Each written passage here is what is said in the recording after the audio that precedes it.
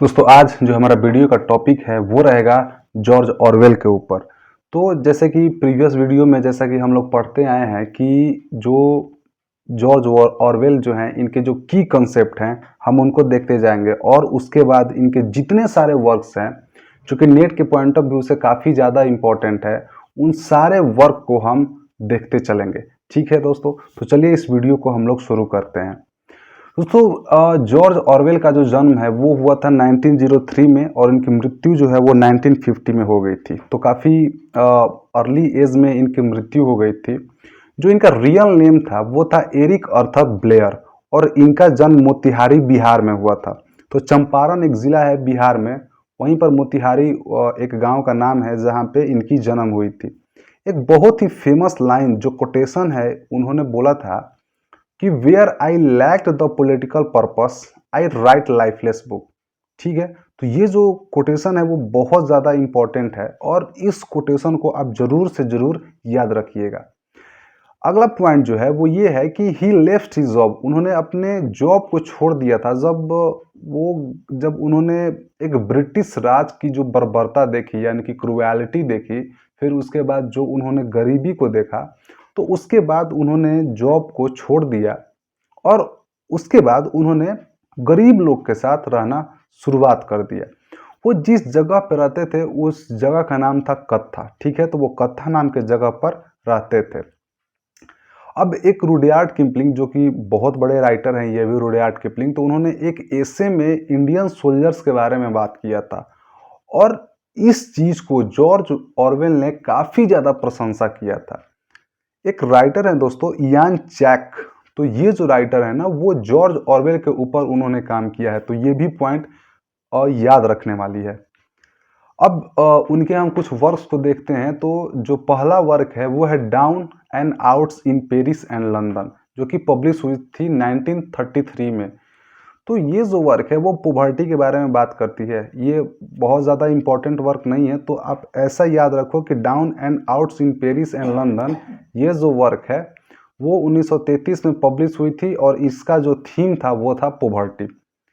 अब अगला वर्क है बर्मीज डेज। बर्मीज डेज जो है वो 1934 में पब्लिश हुई थी और ये जो वर्क है वो जो ब्रिटिशर्स थे यानी कि जो ब्रिटिश राज था उसका जो डार्क साइड है, यानी कि कितनी ज़्यादा उसमें क्रूएलिटी थी, कितनी ज़्यादा उन्होंने हिंसक चीज़, कितना ज़्यादा उन्होंने वायलेंस मचाया था, ये जो चीज़ है ब्रिटिश राज की, ये बर्मीज डेज में बताया गया है जो कि 1934 में पब्लिश हुई थी।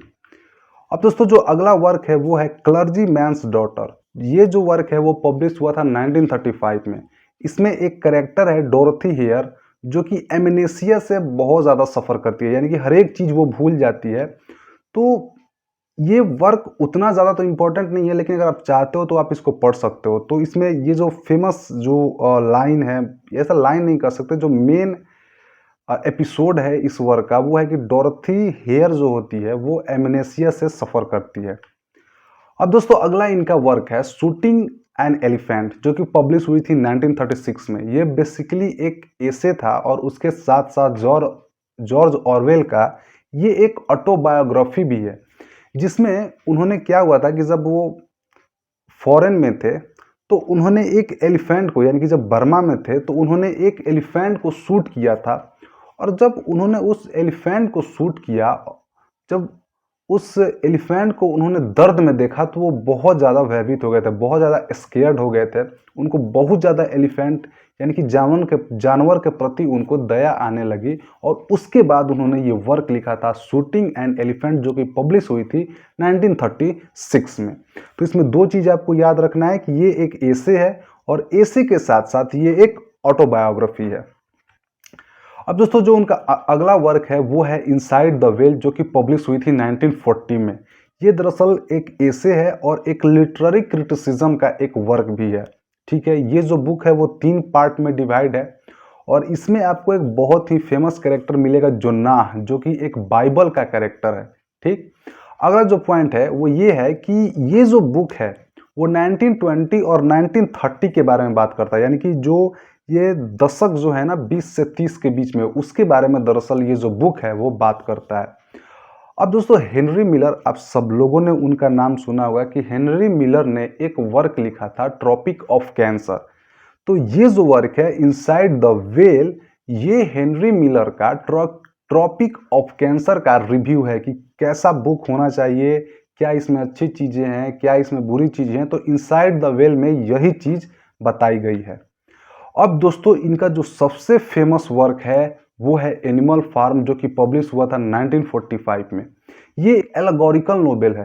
एल्गोरिकल नोवेल का मतलब होता है कि जब हम जानवर को इंक्लूड करते हैं, जब हम एनिमल को इंक्लूड करते हैं किसी चीज को पोर्ट्रेट करने के लिए, प्रदर्शित करने के लिए, तब उसको हम लोग बोलते हैं एल्गोरिकल नोवेल। तो ये एक एल्गोरिकल नोवेल है और ये रशियन रिवॉल्यूशन के बारे में बात करता है। ठीक है, जो रशियन रिवॉल्यूशन चल रहा था उसके बारे में बात करता है। जो इसका ओरिजिनल टाइटल है वो है Animal Farm of fairies stories. तो जो इसका ओरिजिनल टाइटल है वो क्या हो गया, Animal Farm of fairies stories. इस वर्क में उन्होंने जोसेफ स्टैलिन को क्रिटिसाइज किया है। अब दोस्तों ये जो वर्क है इतना ज़्यादा फेमस है कि आप तो पहले क्या करिए कि आप YouTube पे जाइए, YouTube पर जाकर इसका बहुत सारा समरी अवेलेबल है। आप एक दो समरी एटलीस्ट जरूर देखिए, और समरी देखने के बाद आप जाइए, जैसे कि क्लिफ नोट्स हो गया, स्पार्क नोट्स है, आप उस पे जाकर समरी को पढ़िए, क्योंकि ये बहुत ही इंपॉर्टेंट वर्क है एनिमल फार्म, जो कि जॉर्ज ऑरवेल के द्वारा लिखा गया था 1945 में। तो आप प्लीज प्लीज प्लीज इस वर्क का जो समरी है आप उसको जरूर देखिए।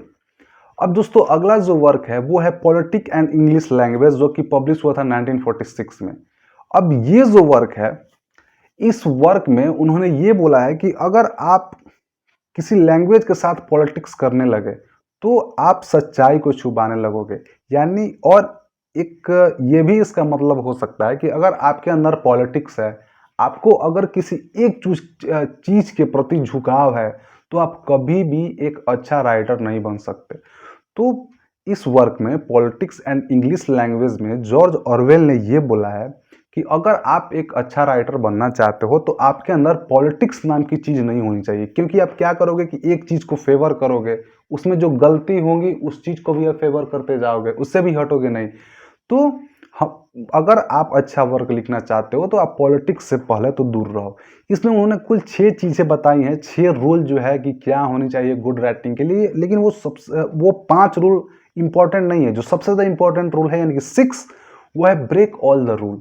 यानी कि अगर मान लीजिए कि अगर ये बोला जाए कि हाँ जी देखिए, अगर आपको अच्छा राइटिंग लिखना है तो आपके अंदर इमेजिनेशन होनी चाहिए, आपका वर्ड पावर अच्छा होना चाहिए।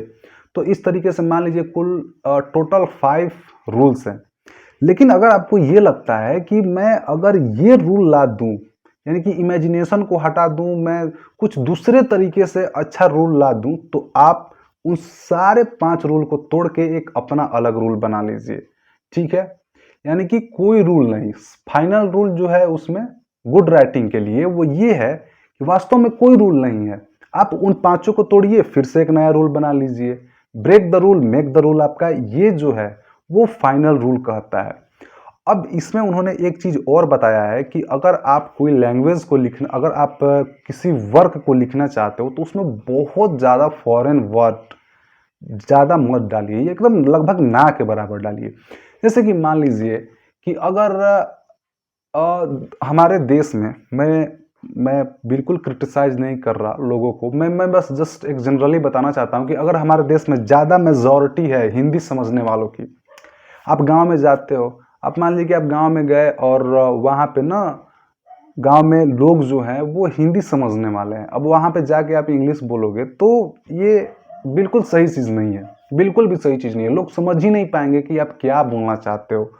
तो इस चीज में भी जॉर्ज ऑरवेल ने यही बताया है कि अगर एक पूरी मेजॉरिटी जो है वो हिंदी समझ रही है तो आप ज्यादा से ज्यादा कोशिश करोगे आप हिंदी वर्ड ही बोलो, इंग्लिश वर्ड ना ही डालोगे तो ज्यादा अच्छा रहेगा। ठीक है, अब दोस्तों इनका जो अगला वर्क है वो ये है कि Lear Tolstoy and the fool, जो कि पब्लिश हुई थी 1947 में। ये जो वर्क है वो इंस्पायर था एक शेक्सपियर के ऊपर क्रिटिकल एसे लिखा गया था लियो टॉल्स्टॉय के, और उन्होंने ये कहा था कि जो किंग लियर है दरअसल मुझे पसंद नहीं है। तो लियो टॉल्स्टॉय ने ये बोला था कि शेक्सपियर के द्वारा जो लिखा गया किंग लियर वर्क है ये मुझे पसंद नहीं है। और जॉर्ज ऑरवेल ने इस वर्क में Lear Tolstoy and the fool में उन्होंने लियो टॉल्स्टॉय को क्रिटिसाइज किया था कि आपने शेक्सपियर को जज करने में गलती किया है, आप सबसे बड़े फूल हो कि आपको किंग लियर पसंद नहीं है। ठीक है, तो ये भी इंपॉर्टेंट वर्क है, मतलब समरी नहीं जानना है, इतना चीज जानिए काफी है कि कि जो जॉर्ज ऑरवेल थे उन्होंने लियो टॉल्स्टॉय को क्रिटिसाइज किया था इस वर्क में, Leo Tolstoy and the fool, जो कि पब्लिश हुई थी 1947 में। अब दोस्तों जो अगला वर्क है वो है 1984, जो कि पब्लिश हुई थी 1949 में। तो 1984 एक वर्क है और ये पब्लिश हुआ था 1949 में। ये जो वर्क है वो एक डिस्टोपियन नोवेल है।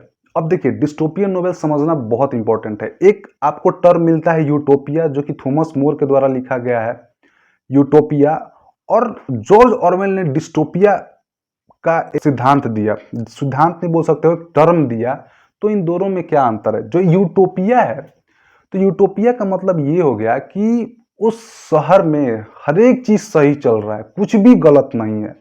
ठीक है, कुछ भी गलत नहीं है। जैसे कि अगर आप रामायण देखो तो ये एक यूटोपियन नोवेल की तरह हम लोग इसको देख सकते हैं। मतलब कुछ चीजें गलत हुई हैं लेकिन ज्यादातर चीजें सही थी, तो हम लोग इसको यूटोपियन देख सकते हैं। जैसे मान लीजिए जो आपका गांव है, अगर उसमें ना चोरी होता है, ना उसमें लोग कुछ गलत काम करते हैं, ना कार्ड्स खेलते हैं, ना जुआ खेलते हैं, ना शराब पीते हैं, तो आप कह सकते हो कि मेरा जो गांव है वो एक यूटोपियन विलेज है। लेकिन डिस्टोपियन का मतलब क्या होता है कि उसमें हर एक चीज गलत हो रहा है, आप कुछ गलती भी नहीं कर रहे हो तो आपको पनिशमेंट मिल रहा है, चोरी हो रहा है, डकैती चल रहा है, लोग शराब पी रहे हैं, दारू पी रहे हैं, ड्रग्स ले रहे हैं, तो वो एक डिस्टोपियन सोसाइटी है। तो ये जो 1984 जो वर्क है वो बहुत ही ज्यादा इंपॉर्टेंट वर्क है। इसका समरी भी यूट्यूब पर अवेलेबल है, आप जाइए और प्लीज देखिए उसको, बहुत ज्यादा इंपॉर्टेंट वर्क है 1984। ठीक है, इसमें एक कैरेक्टर है विंसन स्मिथ, जो कि इस जो वर्क है 1984 उसका हीरो है। इसका जो ओपनिंग लाइन है वो ये है कि it is bright cold day in April and clock was on 13। तो ये जो है इस वर्क का ओपनिंग लाइन है। अच्छा, अब जो अगला पॉइंट है, जो चौथा पॉइंट है, वो दर बोल सकते हो कि एक तरीके से सबसे मेजर इवेंट है 1984 का, कि विंसन को ये पता चलता है जब कि कुछ ऐसे सिटीजन हैं जो कंट्री में तो नहीं है, फिर भी लोग उनको बोल दिया है कि नहीं ये गिल्टी है, ये दोषी है। जैसे कि हम लोग के साथ होता था क्लास में, जब हम लोग मतलब अंडर 10 क्लास में थे, तो मेरे साथ तो ऐसा हुआ है कि मतलब कुछ गलती नहीं भी करते थे तो कुछ लोगों का दुश्मनी था हमसे, वो बोलते थे कि सर इसने भी गलती किया है। तो क्या होता था कि मैंने गलती तो किया नहीं है और फिर भी बावजूद मेरा नाम चला जाता था कि इसने भी गलती किया, और मुझे जो मार पड़ती थी वो तो पूछिए ही मत। तो यही चीज विंसन को भी पता चलता है कि बहुत सारे जो चीजें हैं, जैसे कि जो बहुत सारे सिटीजन हैं वो वास्तव में इस देश में तो है नहीं, लेकिन वो फिर गिल्टी कैसे हो गए? वो है दूसरे देश में, वो काम दूसरे कर रहे हैं, लेकिन आप बोल रहे हो कि नहीं वो इस समय पे इसी देश में थे और उन्होंने यही आकर गलत काम किया है। तो ये विंसन को मिलता है कि नहीं, कुछ सिटीजन जो है वो दूसरे देश में है लेकिन उन्होंने गलती किया भी नहीं है, फिर भी वो गिल्टी है। तब जाकर विंसन को ये पता चलता है कि जो बिग ब्रदर है वो वास्तव में गिल्टी है, वो सही में गिल्टी है, उसने जरूर कुछ बुरा काम किया है। और दोस्तों ये जो देख रहे हो इसी को हम लोग बिग ब्रदर, ये बिग ब्रदर जैसा लग भी रहा है। तो ये बिग ब्रदर, इसमें बहुत ही फेमस लाइन है कि big brother is watching you. ठीक है दोस्तों, तो हमारा जो वर्क है वो यहीं पे खत्म होता है, और वीडियो देखने के लिए बहुत सारा धन्यवाद।